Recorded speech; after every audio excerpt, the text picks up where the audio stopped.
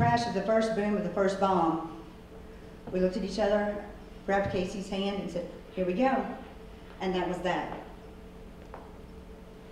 It was scary, it was exciting, but it was what I was born to do.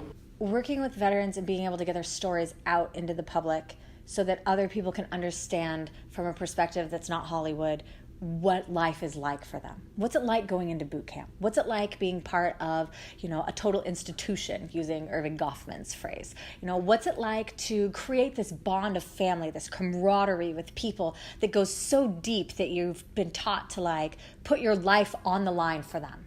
Not only for them, but for all Americans in general. No matter who it is, if they aren't wearing a U.S. military uniform, shoot them.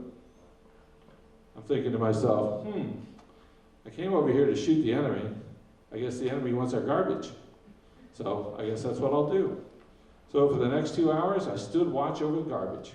The mess cooks from inside the building came out, took the trash out there, came back in.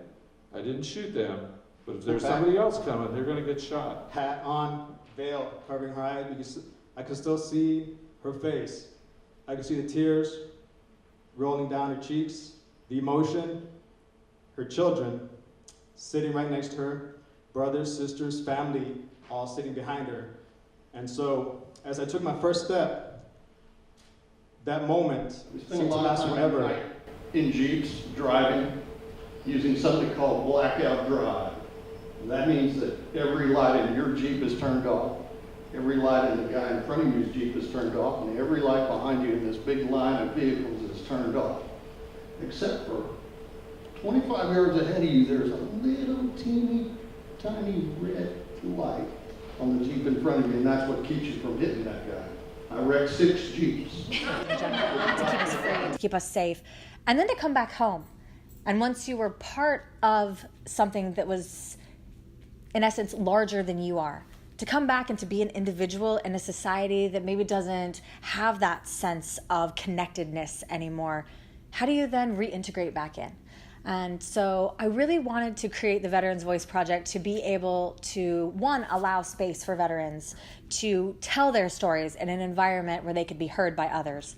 And two, I wanted to be able to bring those stories to the community so that we can understand what it was like and what it is like for our military personnel to come back home, or some of the experiences that they went through, so that we can understand who they are better. What do you feel like you want others to know about veterans through the Veterans Voice Project?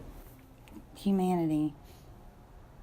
That there's, and it's kind of a double-edged sword. That is, the more that, and it's as it's necessary to try to create understanding by speaking more about PTSD, and it has been talked about more, and that's great.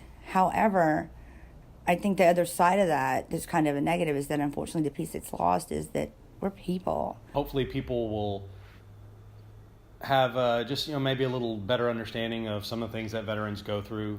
There's so many programs and outreaches and things that honor veterans, and I think that's great. But I think a lot of it is just for people to actually hear some of the stories that veterans have of their experiences. Makes it a little more human. And I just remember the first time that I heard 200 boots hitting the pavement and sounding like one. And I felt something in my gut, and I felt something in my heart, and I was very happy. And from that point on, I think it was already reflection. When I was 13. Reflection.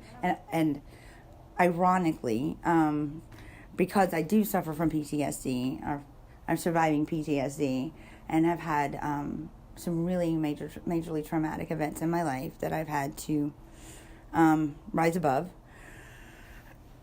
People talk about trauma and overcoming trauma, and people are at least cursorily familiar with that you have to kind of walk through the fire to get through the fire, and they think that the healing comes from talking about the trauma, and that's a piece of it.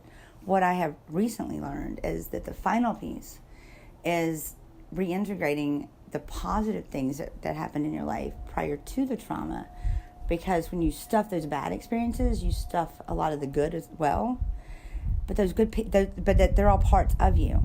So after you walk through the fire and you heal the trauma, and it gets to where you can tell your story and not cry, right? or at least it doesn't destroy you. I turned to my dad and said, that's what I'm going to do. I'm going to serve my country. If I have to die in combat, what a way to go. Green light, we're going tonight.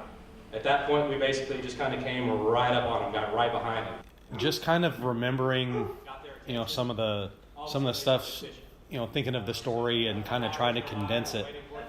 Just started thinking of all the other shit we got into, on the boat, or and just different scenarios and things that happened on the boat that were, I don't want to say tactically scary, but I mean, just things that happened just over the course of my period in the military, and just remember what great friends I made, and how proud I am of what we did.